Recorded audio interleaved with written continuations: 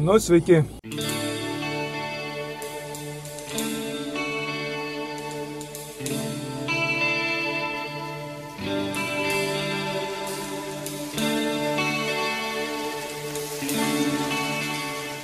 Sveiki, šaušo gražus, važiuoja kažkas, ramiai negalima pakalbėti. Šiandien pirmadienio rytas, nors jau nebe rytas, jau 1 valandą. Mes toj pačioj vietoj, taip ir niekur toliau nenuvažiavom, taip pati, kad už nugaros jūra, Baldzėlina, ramiai nepakalbėsi, nes atvažiuoja žmogus. Va štai, šiandien jau vėjas po truputį rimsta, jau netoks kaip vakar. Bangos irgi netokios, jau šiandien bandysim savo Dubcovas įkišti vandenį. Pirmiausia, pralėksim su dviračiais. Vieną pusę dabar važiuosim. Salacgrįva 35 km. Nu, tiek nenuminsim, aišku, takelis netoks kaip Berkliai, bet vis tiek malonu. Nėra tokia atskirai dviračio tako, bet vis tiek ne tas kaip Pakai buvo, kur šalia akmenuotas vieškelis. Tai minam su dviračiais. Liena nuėjo pagrybauti. Čia latviškas dviračio takas. Į tą pusę 30 km galima minti tokį dviračio taką. Čia pajūrys. Tiek laisvo žemės, o ten už miškelio jau vanduo, didelis baseinas.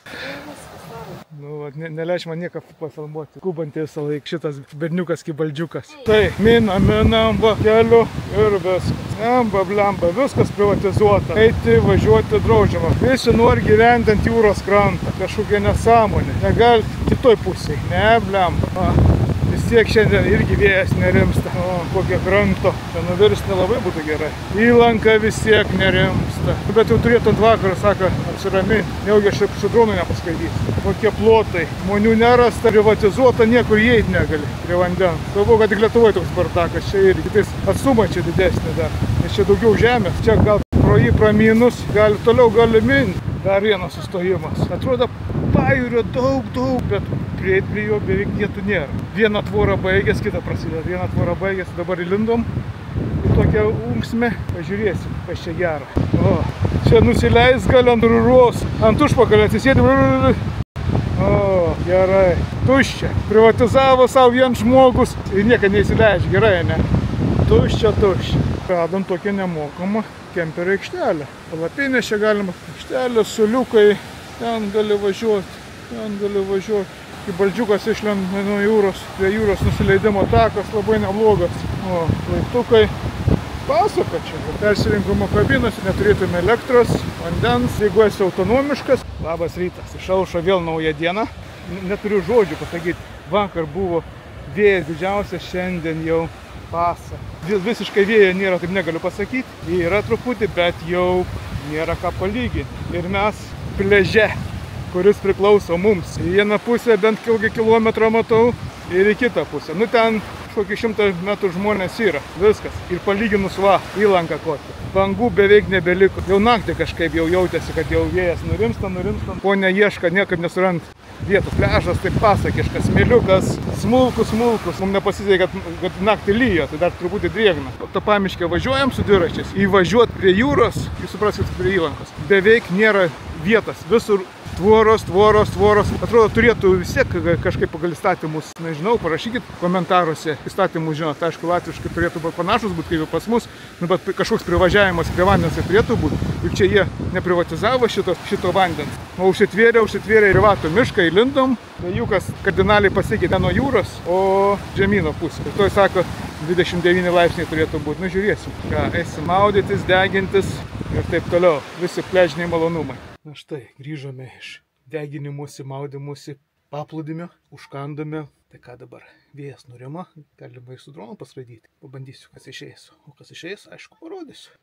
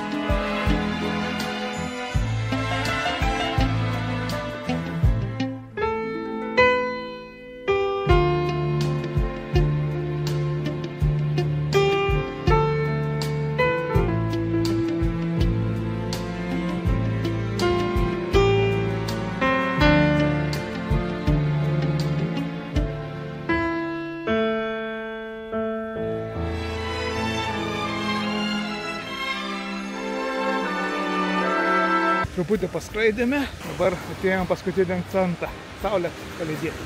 Šiandien dienelė praėjo turtingai, pasimaudėme ir pasideginome ir paskraidėme ir atrodysiu tokie pas mus čia pliažai.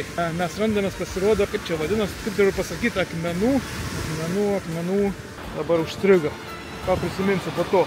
Draustinis kažkoks, čia maudytis gal čia neypatinga yra, specialiai tie akmenys nieko matyti kaip akmenų nacionalinis draustinis.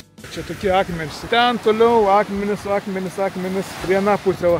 Atėjom saulutės nulydėti ponę, kavutę pasiėmėm ir žiūrėsim, kur kas saulė labai gražiai leidžiasi. Sakė, rytoj 29 bus, pažiūrėsim. Šiandien irgi buvo labai faina, šilta. Einam kavą gerti ir žiūrėsim, kur ta saulė nusileis. Kaip čia gražiai saulė leidžia. O, žmonės dar čia ne 9 valandas dar maudosi. Jinai labai gražiai leidžiasi. Tikėsimės, kad rytoj bus puikus oras ir mes šokinėsim per bangas. Aišku, bangų nebebus. Tokių, kaip buvo, kai atvažiavau. Nebus jau viskas. Gyvenime nesu įlankių tokių bangų matęs. O, kaip gražiai saulutė leidžiasi. Leidžiasi ir atvės. Aišku, saulės nebebus ir eisim į savo krokodiliuką šildytis. Viskas, saulutės nebėra. Pasislėpė į debesį, žiūrėsim. Ar bus, kaip sako proseneliai, jeigu į debesį blogą dieną, ne į debesį gerą. Ir tuoj mes viską tą parodysime. Saulutė nusileido, galim ir mes rinkti savo manatkės, soliukus pasistatėm, kėdutės, viskas. Taigi, sudėjau, labanaktis iki rytojaus.